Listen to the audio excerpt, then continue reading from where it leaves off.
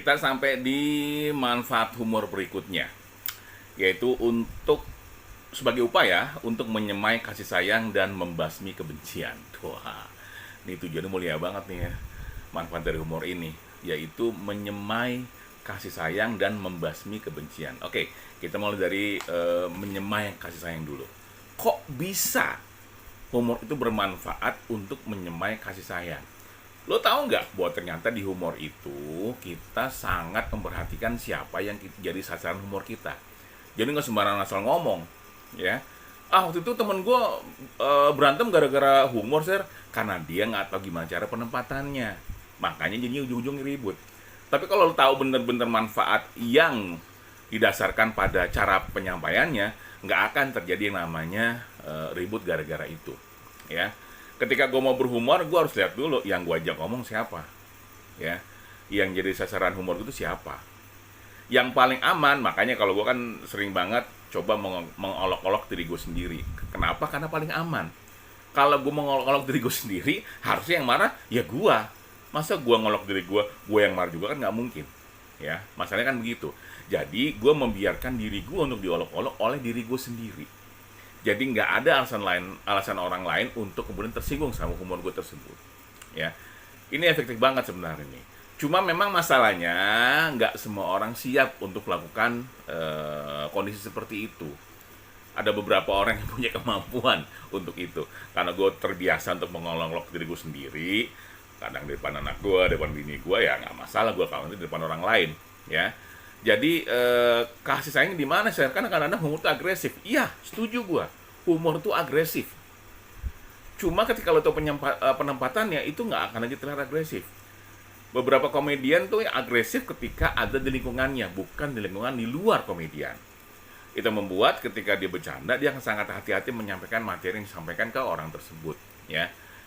Jujur aja teman-teman sekalian, banyak banyak kesalahpahaman di luar sana dengan penggunaan humor. Ketika dia bilang, kan gue bercanda doang. Ya, cara penyampaiannya seperti apa.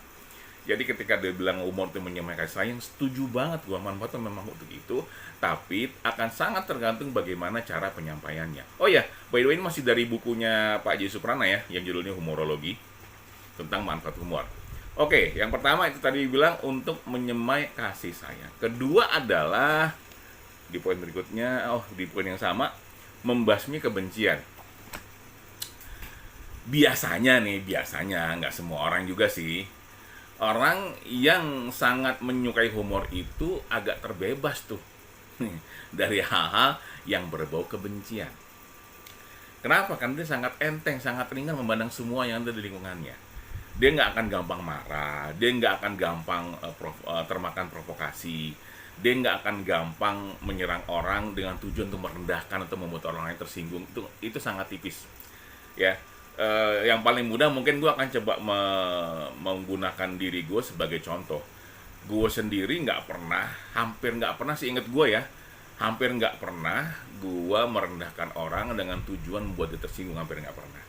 Beberapa kesempatan mungkin secara nggak sengaja, ketika gue lupa dengan teori yang gue pahami sendiri. Ketika gue bercanda sama orang yang baru, gue pikir dia bisa nerima, ternyata enggak, ya. Karena jujur aja penampilan menipu, meskipun mukanya sangat jenaka, tapi belum tentu dia adalah pecinta humor, ya. Itu harus ekstra hati-hati untuk orang-orang seperti itu, ya. Oke, sir, itu lo bilang orang yang menyukai humor itu akan bisa membasmi rasa-rasa kebencian dalam dirinya. Terus gimana dia bisa menularkan ke lingkungannya? Kalau gue lihat, ya, nih pemahaman gue dan apa yang gue lihat, orang-orang yang suka sama humor itu akan cenderung membuat suasana lebih ceria, lebih gembira, ya, ketimbang mancing keributan di lingkungannya. Agak jarang, ya, kalau memang kemudian mereka jadi pusat kebencian, itu agak jarang. Kalau toh mereka memamerkan kebencian, biasanya lagi-lagi di lingkungannya sendiri. Dan tujuannya biasanya bukan untuk merendahkan orang, tapi untuk memancing tawa. Lagi-lagi, itu di satu tongkrongan. Artinya, kan gue pernah bilang kalau semuanya, humor itu konsensus bersama. Si A sama si B bercanda, sama-sama paham bahwa ini humor, dia nggak boleh tersinggung. Kalau memang dia merasa, gue dipojokin ya, gue balas, silakan, tapi dengan humor juga. Bukan dengan hal-hal yang dianggapnya tidak baik tentunya, ya.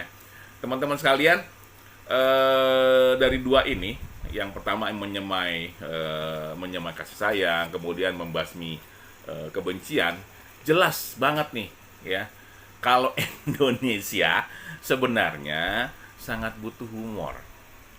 Gue nggak pernah bilang bahwa semua bisa diketawain, enggak. Meskipun gue pernah bilang dulu ketika ini gue ambil dari omongannya Mas Arta Bangun di Radio Prambors ketika ada tayangan Sandiwara Radio, kalau pernah inget ya, umur gue nih, kayak Tante Si Boy ya, dia pernah bilang gini, Mas Arta Bangun yang jadi Andi di situ, dia bilang gini, hadapilah dunia ini dengan tertawa.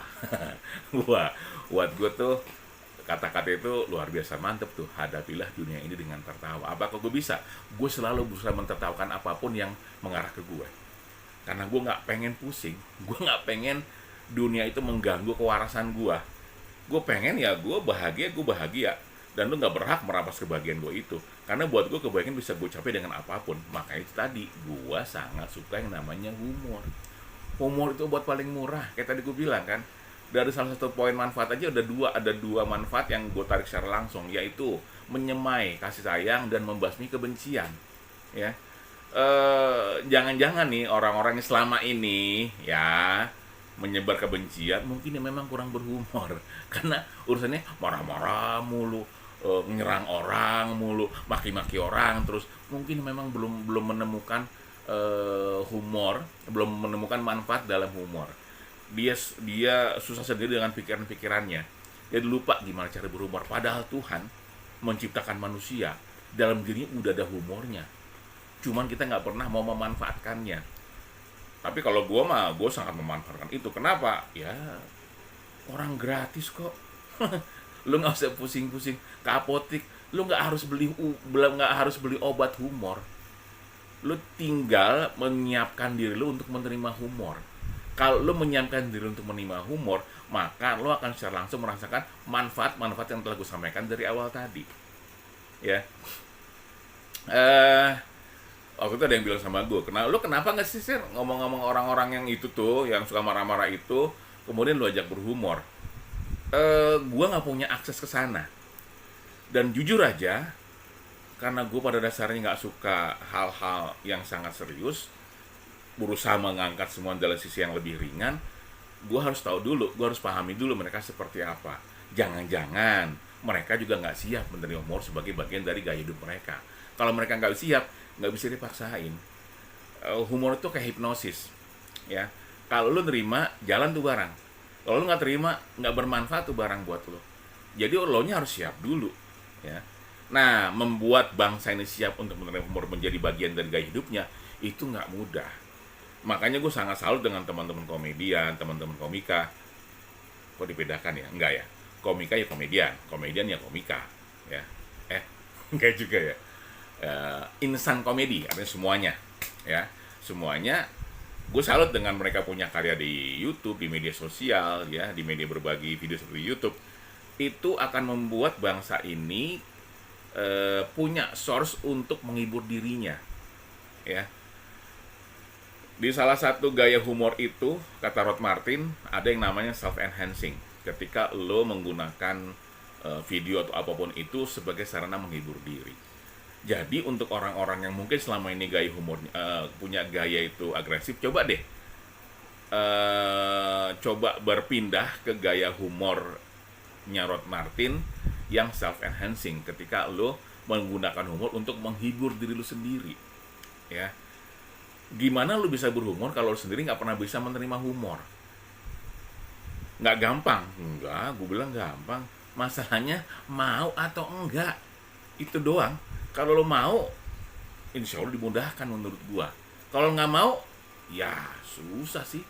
Memang mungkin butuh orang-orang yang mau seperti gua, mungkin. Gua nggak bilang gua paling jago, nggak lah. Gua masih belajar lah. Dibanding Pak Joy Suprona sebagai seorang humorolog, gua nggak ada apa-apanya lah ya. Gua masih banyak belajar dari buku-buku beliau gitu loh. Humorologi, kelirumologi, buat gue itu adalah karya-karya yang luar biasa menurut gua, ya. Jadi kalau gue pengen merubah bangsa ini agak susah. Gue minimal merubah keluarga gue dulu deh, ya. Gue sering ngajak anak bini gue bercanda, ketawa-tawa, ya. Karena itu merupakan bagian dari minat gue, hasrat gue untuk membahagiakan keluarga gue meskipun dengan cara yang sangat murah. Ya, kira-kira gitu.